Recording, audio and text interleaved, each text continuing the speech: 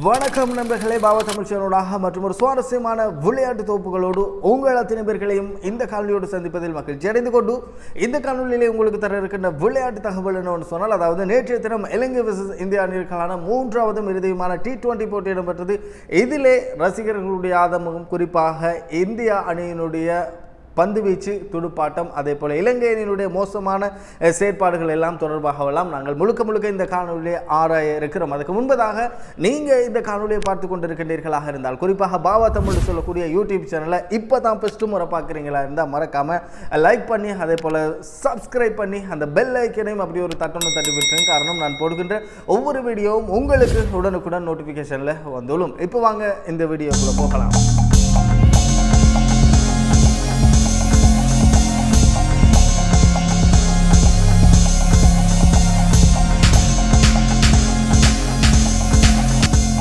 நேற்றைய தினம் இலங்கை versus India அணிகளுக்கான மூன்றாவது இறுதியுமான T20 போட்டி இடம்பெற்றது. தொடரை தீர்மானிப்பது, அதாவது ஏற்கனவே தொடரை வென்றுவிட்டார்கள் இந்திய அணியினர், ஒயிட் டோஸ் ஆக்குவார்களா இந்தியா என்ற இந்திய ரசிகர்களுடைய எதிர்பார்ப்பு நினைவாக்கப்பட்டிருந்தது என்றுதான் நாங்கள் கூற வேண்டும்.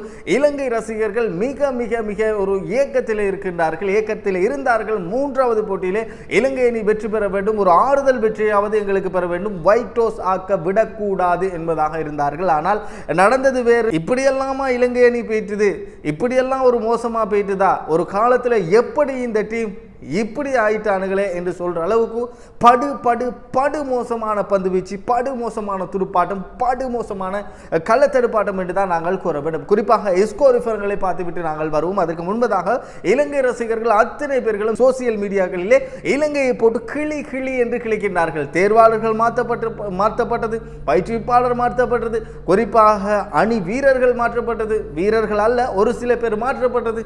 ஆனால் பழைய குருடி கதவு திரடி என்ற வகையில் நாங்கள் தான் எங்களை ஒன்றும் செய்ய இயலாது என்ற கணக்கில் ஆகிவிட்டு, இதுக்கெல்லாம் இலங்கை ரசிகர்களாக நீங்க இருந்தா என்ன செய்வீங்க என்பதாக கமெண்ட்ஸ் வாயிலாக குறிப்பிடுங்க. அது மாத்திரமல்லாமல் இதற்காக ஒரு தீர்க்கமான ஒரு முடிவை எடுக்க வேண்டும், தீர்க்கமான ஒரு நடவடிக்கை எடுக்க வேண்டும் இலங்கை ரசிகர்கள் மூலமாக என்பதில் எந்த விதமான மாற்று கருத்துக்களும் இல்லை. ஒவ்வொரு இலங்கை தீவிர ரசிகர்களும் தற்பொழுது கவலைப்பட்டு கொண்டிருக்கின்றார்கள். என்னடாப்பா, நாங்கள் ஒரு காலத்தில் எப்படா இருந்தோம், இப்போ நாங்கள் இப்படி பெய்தோம்டா, எங்களை இப்படி ஒரு கேவலமான நைஜீரியா விட ஒரு கேவலமான டீமை ஆக்கிட்டாங்களா. குறிப்பாக சூரியகுமார் யாதவ் யோசிச்சிருப்பார். குறிப்பாக அதாவது இந்திய அணிக்கு தலைமை பயிற்றுவிப்பாளராக வந்த கௌதம் கம்பீர் யோசிச்சிருப்பார். அதாவது சூரியகுமார் யாதவ் அதே போல மிக பிரபலியமான ஹார்திக் பாண்டியா போன்றவர்கள் இல்லாமல் இலங்கையோட விளையாடி இருக்கலாமே, நாங்கள் ஏன்டா இந்த டூருக்கு வந்தோம் என்ற கணக்கில் யோசிச்சிருப்பாங்க. அப்படி ஒரு படுமோசமான ஒரு பெர்ஃபார்மன்ஸ் தான் இந்தியா இலங்கை கிரிக்கெட் அணி வீரர்கள் நடத்தினார்கள் என்பது, செயற்பட்டார்கள் என்பதில் எந்த விதமான மாற்று கருத்துக்களும் இல்லை. காது குத்துறதுக்கு அவர்களுக்கு டைம் இருக்கின்றது, அதே போன்று கையில் பச்சை குத்துவதற்கு டைம் இருக்கின்றது, அதெல்லாம் நீட்டா கிளீனா குத்துறானுங்க. ஆனால் கிரிக்கெட் என்று வரும்பொழுது அதில் சொதப்பி கொண்டிருக்கின்றார்கள் என்பது இலங்கை ரசிகர்களுடைய மிக பெரும் ஒரு ஏக்கமாக, மிக பெரும் ஒரு கவலையாக இருக்கின்றது.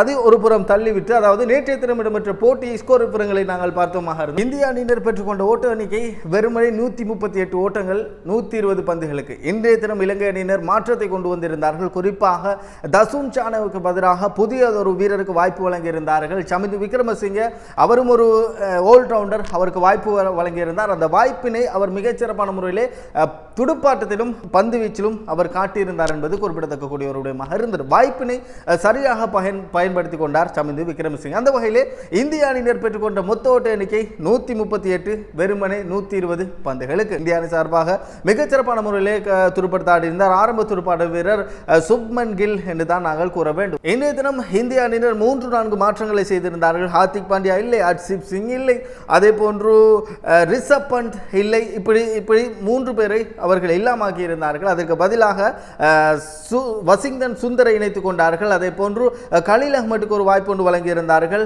அதே போல நாங்கள் பார்த்தோமா இருந்தால் இன்றைய தினமும், அதாவது இந்த போட்டியிலும் சஞ்சு சாம்சனுக்கு வாய்ப்பு வழங்கியிருந்தார். வாய்ப்பை தவறிவிட்டு இருந்தார். தொடர்ச்சியாக 2 முறையும் சஞ்சு சாம்சன் என்பது குறிப்பிட்ட குறிப்பிடத்தக்கக்கூடிய ஒரு அந்த வகையில் நாங்கள் பார்த்தோமாக இருந்தால் ஆரம்பத்தில் துடுப்பாட்டத்தாடிய இந்திய அணியினர் மொத்தமாக 138 ஓட்டங்களை 137 ஓட்டங்களை பெற்றுக் கொண்டார்கள். 9 விக்கெட்டுகளை இழந்து 20 ஓவர்கள் நிறைவுக்கு வந்த நிலையிலே இந்திய அணி சார்பாக நாங்கள் பார்த்தோமாக இருந்தால் எஸ்எஸ்சி ஜெயஸ்வால் 9 பந்துகளுக்கு 10 ஓட்டங்கள் 4 ஓட்ட மடங்களாக, அதே போன்று சுப்மன் கில் மாத்திரமே 30 ஓட்டங்களுக்கு மேலால் துடுப்படுத்தாடியவர். குறிப்பாக சுப்மன் கில் பெற்றிருந்தார் 37 பந்துகளுக்கு நிதானமாக துடுப்படுத்தாடி 39 ஓட்டங்களை பெற்றுக் கொடுத்திருந்தார். 3-4 ஓட்டம் என்பது குறிப்பிடத்தக்கக்கூடிய எந்த விதமான 6 ஓட்டங்களும் கிடையாது என்பது குறிப்பிடத்தக்கக்கூடிய ஒரு விடயமாக இருந்தது. அதே போன்று சஞ்சு சாம்சனுக்கு இந்த போட்டியிலும் ஒரு வாய்ப்பு வழங்கப்பட்டது. 4 பந்துகளை சந்தித்து எந்த விதமான ஓட்டமும் பெறாத நிலையிலே சஞ்சு சாம்சன் ஆட்டமிழந்து வெளியேறியிருந்தார். மிக ஒரு கவலையோடு வெளியேறியிருந்ததை நாங்கள் பார்த்தோம். அதே போன்று ரிங்கு சிங் 1 ஓட்டம், அதே போன்று சூரியகுமார் யாதவ் 8 ஓட்டம், அதே போன்று துபே 13, அதே போன்று ரியான் பராக்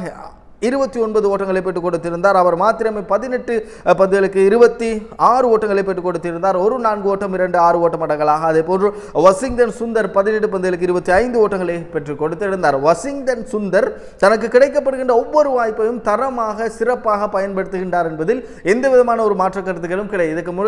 இதுக்கு முன்னர் இடம்பெற்ற போது ஜிம்பாப்வே அணிக்கு எதிரான போட்டியிலும் அவர்தான் போட்டி தொடர் ஆட்ட நாயகனாக தெரிவு செய்யப்பட்டிருந்தார்.